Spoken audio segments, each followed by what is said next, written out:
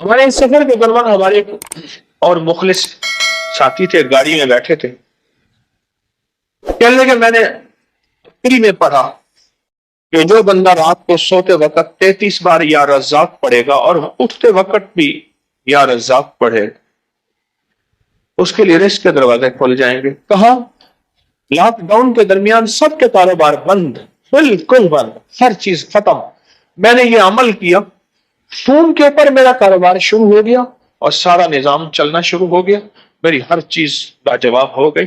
میں صرف سوتے وقت 33 بار پڑھتا تھا یا رزاق، سوتے وقت پڑھتا تھا، اور اٹھتے ہی فوراً، یعنی آنکھ کھلتے ہی فوراً 33 بار پڑھتا تھا یا رزاق۔ بس کام ہو گیا بہترین کہ ساری دنیا کے کاروبار بند ہیں، ساری دنیا کی روزی بند ہے، ہر جگہ راستے بند، ریلیں بند، گاڑیاں بند، ٹرک بند، جہاز بند، سب کچھ بند، سب کچھ بند ہے، پر میرا رزق کھلا بھی ہوا ہے، چل بھی رہا ہے۔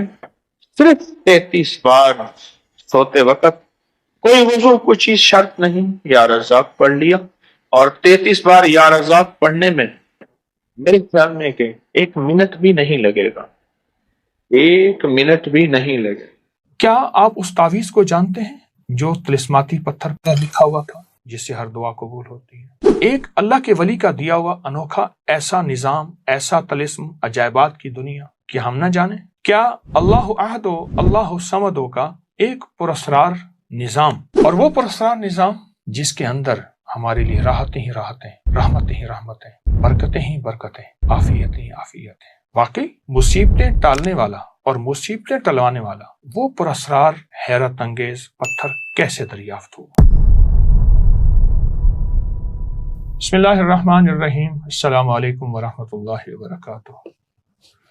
دنیا عجائبات سے بھری ہوئی ہے، زمین کے نیچے، زمین کے اوپر، آسمان وسطوں میں۔ یہ سائنس جتنی بھی ہے، ان سب نے ان طلسمات، عجائبات اور انوکھی انہونی دنیا کو دریافت تو کی ہے، اس کے نام تو سائنس ہے، لیکن سائنس وہاں نہیں پہنچی جہاں کائنات کے رازوں میں اللہ کے دوست پہنچے ہیں، اللہ کے مقرب بندے پہنچے ہیں۔ آج بھی یہ حقیقت ہے۔ آئیں آج ایک واقعہ بھی بیان کرتے ہیں، ایک عمل بھی اور ایک خوبصورت نظام بھی۔ عمارہ بن حزن رضی اللہ تعالیٰ عنہ فرماتے ہیں، ہماری قبیلے کی ایک جگہ تھی جس کو حرۃ الحدثان کہا جاتا تھا۔ رات کو وہاں آگ بھڑکتی تھی، دن میں دھواں نکلتا تھا۔ قبیلہ طی، جس کے حاتم طی تھے، اپنی اونٹنیوں کو اس آگ کی روشنی سے چلاتا تھا جو 7 راتوں کے فاصلے سے بھی دکھائی دیتی تھی۔ اتنی اونچی اور اتنی آگ تھی کہ 7 راتوں کے فاصلے سے بھی دکھائی دیتی تھی۔ اس دوران خالد بن سنان، ایک بہت بڑے اللہ کے نیک بندے، قبیلہ مریتا سے آئے اور کہا اللہ نے مجھے حکم دیا ہے تمہارے لیے اس آگ کو بجھاؤں۔ ہر قبیلے سے ایک شخص میرے ساتھ آئے۔ ہم 10 آدمی ان کے ساتھ چلے، میں بھی ان میں تھا۔ وہ ہمیں ایک کنویں پر لے گئے، وہاں سے آگ کا ایک دہانہ نکلا۔ آگ ہم پر گھیرا ڈالنے لگی، ہم گویا ترازو کے پلڑے میں آ گئے۔ ہم نے پہلے لاٹھیوں سے، پھر جوتوں سے، پھر اماموں سے مارا، یہاں تک کہ سب کچھ جل گیا۔ ہم نے کہا اے خالد تم نے ہمیں ہلاک کر دیا؟ انہوں نے کہا نہیں، یہ آگ حکم کے تابع ہے، میں بھی حکم پر ہوں۔ پھر وہ آگ پر عصا مارتے ہوئے کہنے لگے ہر حق جو اللہ کے لیے ہے وہ ادا ہوا، میں اللہ کا بندہ اعلیٰ ہوں۔ ایک شخص تھا جو مذاق اڑانے والا تھا، کہتا تھا میں باہر نہیں نکلوں گا، دیکھو میں نکل آیا ہوں، اس طرح کی باتیں کرتا تھا۔ پھر انہوں نے ہمیں ایک جگہ لے جا کر کہا کھودو۔ میں نے کھودا تو ایک پتھر نکلا جس پر کلمات لکھے تھے اللہ احد اللہ الصمد لم یلد ولم یولد ولم یکن لہ کفوا احد۔ اس پتھر پہ لکھا تھا۔ کھدائی کے دوران جو ایک پتھر نکلا اس پر یہ کلمات لکھے ہوئے تھے۔ ہم نے اس پتھر کو اپنے پاس رکھا، جب بھی مصیبت میں اس کو سامنے رکھتے مصیبت ٹل جاتی۔ بارش نہ ہوتی، اسے کپڑے سے ڈھانپ کر دعا کرتے، بارش ہو جاتی۔ خالد نے کہا میری بیوی حاملہ ہے، اس کا ایک بیٹا ہوگا جس کا نام مرہ ہوگا، وہ سرخ گوشت کی مانند حسین ہوگا، اس کی موجودگی میں تم پر مصیبت نہیں آئے گی۔ پھر کہا میں 7 دن میں فوت ہو جاؤں گا، مجھے اس ٹیلے میں دفن کرنا، 3 دن بعد میری قبر پر جانا، اگر تم ایک دمدار گدھا دیکھو جو ناک زمین پر رگڑ رہا تو قبر کھودنا، میں زندہ ہو جاؤں گا اور تمہیں قیامت تک کے حالات بتاؤں گا۔ لیکن جب وہ گدھا آیا، لوگ قبر کھولنا چاہتے تھے، ان کی قوم نے روک دیا، ہمیں عرب رسوا کریں گے۔ پھر رسول اللہ صلی اللہ علیہ وسلم مبعوث ہوئے تو خالد کی بیٹی نبی علیہ السلام کے پاس آئیں کہ میں خالد بن سنان کی بیٹی ہوں۔ آپ نے چادر بچھائی، فرمایا یہ میرے بھائی کی بیٹی ہے، ایک نیک آدمی جسے اس کی قوم نے ضائع کر دیا، اس کی قوم نے ضائع کر دیا۔ بہت بڑا طاقتور عمل ہے، بہت حیرت انگیز عمل ہے۔ اس عمل سے ہمیں کیا ملا؟ اس واقعے سے ہمیں کیا ملا؟ سورۃ اخلاص کی طاقت ملی، سورۃ اخلاص کی تاثیر ملی۔ بڑی مشقتوں کے بعد انہیں ایک پتھر ملا، بڑی محنتوں کے بعد انہیں ایک حیرت انگیز دنیا ملی۔ اس پتھر پہ سورۃ اخلاص لکھی ہوئی تھی، اس پتھر پہ۔ آئیں، اس سورۃ اخلاص کا ایک عمل ہمارے پاس ہے اور بہت طاقتور پاس ہے۔ رسول اللہ صلی اللہ تعالی علیہ وسلم نے فرمایا، عمر رضی اللہ تعالی عنہ، عمر جو بندہ 10 بار سورۃ اخلاص پڑھتا ہے جنت میں اس کے لیے محل بنا دیا جاتا ہے۔ تو عرض کیا یا رسول اللہ صلی اللہ علیہ وسلم اگر کوئی 20 بار پڑھے؟ فرمایا 2 محل بن جائیں گے۔ اس طرح کرتے کرتے فرمایا یا رسول اللہ اگر کوئی 100 دفعہ پڑھے؟ فرمایا جنت میں 10 محل بن جائیں گے۔ آپ نے محسوس کیا اس پتھر کی تاثیر کو، آپ غور سے توجہ سے میری گفتگو کو سمجھیں، اس پتھر کی تاثیر کو، کہ اس پتھر کی تاثیر میں کیا چیز تھی ایسی، کیا عمل تھا ایسا۔ فرمایا جب ہمیں مشکل آتی، جب پریشانی آتی، جب الجھن آتی، اس پتھر، اصل پتھر نہیں، اس پتھر کے اوپر اخلاص تھی، اصل پتھر نہیں ہے۔ وہ بڑی تلاش کے بعد انہیں جو سورۃ اخلاص کا پتھر ملا، ان کی ہر مصیبت دور، ان کی ہر مشکل ختم، ان کی ہر ناکامی ختم، انہیں عزت دولت ملتی تھی، انہیں رزق صحت ملتا تھا، ان کی مشکلیں ٹلتی تھیں، ان پہ بارشیں ہوتی تھیں، ان سے بارشیں روکی جاتی تھیں جب چاہتے تھے۔ یہ سب کچھ سورۃ اخلاص کی برکت سے ہے۔ آج بھی جو بندہ کوئی بھی مصیبت پریشانی ہو، تکلیف ہو، سورۃ اخلاص کی تسبیحاں پڑھ کے، سورۃ اخلاص کی تسبیحاں پڑھ کے حضور کے گھرانے کو ہدیہ کرے گا، میرا تجربہ ہے، ہر مصیبت دور ہوتی ہے، ہر پریشانی ختم ہوتی ہے۔ حضور کا گھرانہ، حضور کی بیویاں، حضور کی بیٹیاں بیٹے، حضور کے داماد نواسے اور نواسیاں، یہ حضور کا گھرانہ ہے۔ جو ہدیہ کرے گا حضور کے گھرانے کو، اللہ پاک اس کی مشکل دور کر دے گا۔ پتھر نہیں، پتھر پہ جو لفظ لکھے ہیں، جو بڑی محنتوں اور مشقتوں کے بعد ملے، وہ لفظ ہیں سورۃ اخلاص کے۔ آئیں اس کی قدردانی بڑھائیں، آئیں اس کی توجہ بڑھائیں اور سورۃ اخلاص میں ڈوب جائیں۔ انشاءاللہ سورۃ اخلاص دنیا کی ناکامی سے بھی بچائے گی اور آخرت کی الجھنوں دھکوں سے بھی بچائے گی۔ عمل کو کریں، نسلوں کو سکھائیں اور برکتیں ہمیشہ ہمیشہ کے لیے پائیں۔ جزاک اللہ۔ السلام علیکم ورحمۃ اللہ وبرکاتہ۔ اس ویڈیو کو لائک اور شیئر کریں، اب کریں یوٹیوب چینل کو سبسکرائب کریں اور روزانہ زیادہ سے زیادہ سبسکرائب کروائیں۔ آپ دوسروں کے لیے صدقہ جاریہ بنیں گے، اللہ پہلے آپ کے دکھ ڈالے گا۔ ہمارے نا محلے میں ایک درزی ہوتا تھا، بہت کاریگر تھا، اس کے بڑے شاگرد تھے۔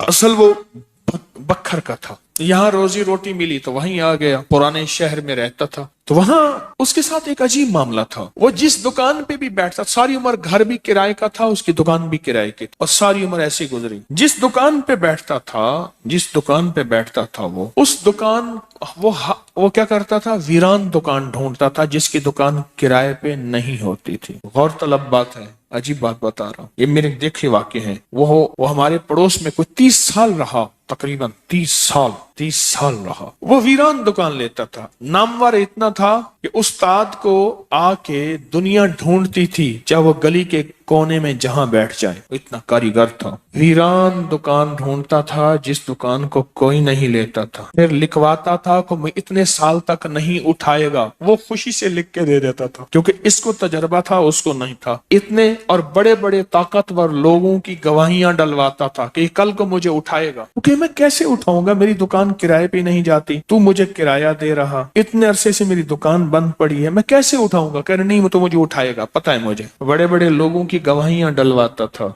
लिखवाता था, किराया देता रहूंगा, देता था। इधर वो किराए पे बैठता था, चंद दिनों के पास उसके पास लोग आना शुरू हो जाते, ये दुकान दे। वो अगर 20 रुपए किराया देते, हम 30 रुपए देते हैं, हम 40 रुपए देते हैं, कोई कह हम 50 रुपए देते हैं। अब उसका दिमाग बेचारे का तो वैसे हिला, चेतरल गया, दिमाग तो हिलना था। वो इसको आके कहता कि मुझे इतने लोग दे रहे हैं। मैंने कहा मैंने तुझे पहले कहा था लिखवा के दो। अच्छा, ये चंद बार हुआ। जिस दुकान पे भी बैठता था, उस दुकान पे बैठते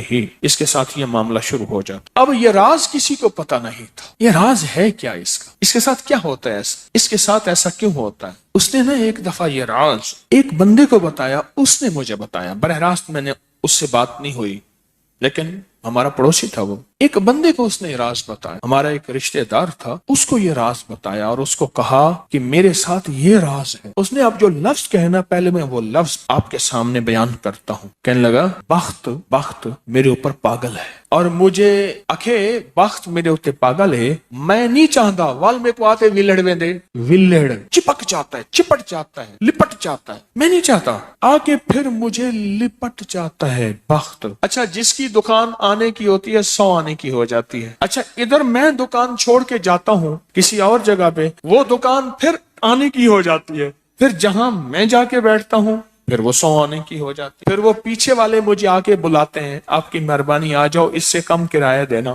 था कोई ऐसा, क्योंकि हाथ का कारीगर बहुत कम होता है जो सर फिरा ना हो। हाथ का कारीगर वो हाथ का जिस शोबे का हो, था को सर फिरा, कह रहा मैं नहीं जाता था इस दुकान पे, तुमने मुझे निकाला था। सारी जिंदगी उसने ऐसे गुजारी। अब ये बख्त कहां से मिला? अब बख्त को सुने। कहा मेरा बाप मजदूर था, मजदूरी करता था।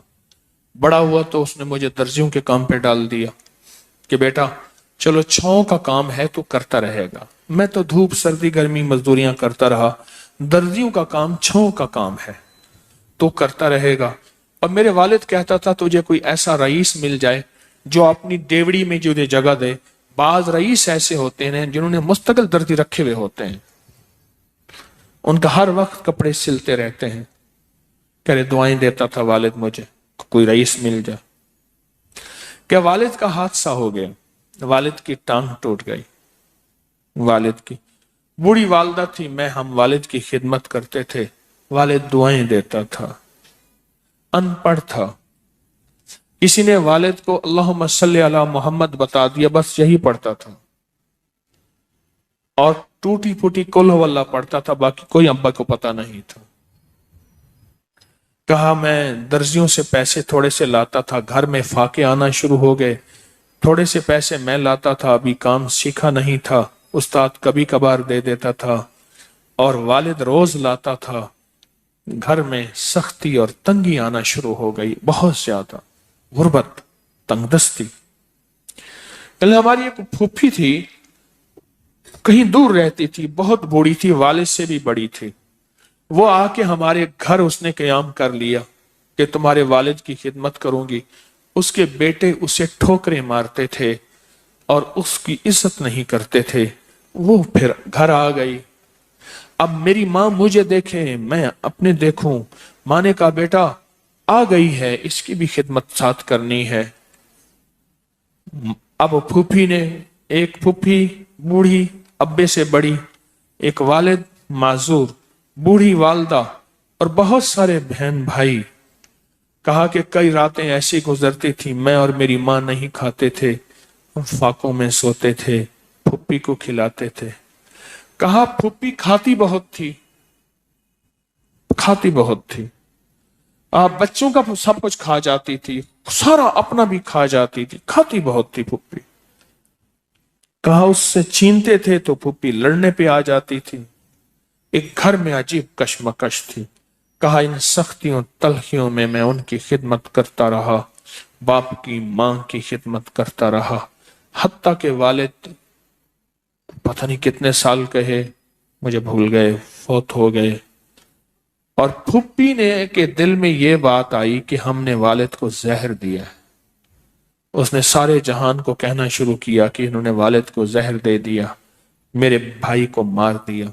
گھر میں روٹی بھی کھاتی تھی، بچوں سے چھین کے بھی کھاتی تھی، چوری چھپے بھی کھاتی تھی، دن رات بھی کھاتی تھی، ہمیں برا بھلا بھی کہتی تھی، لوگوں کے ہاں شکوے بھی کرتی تھی.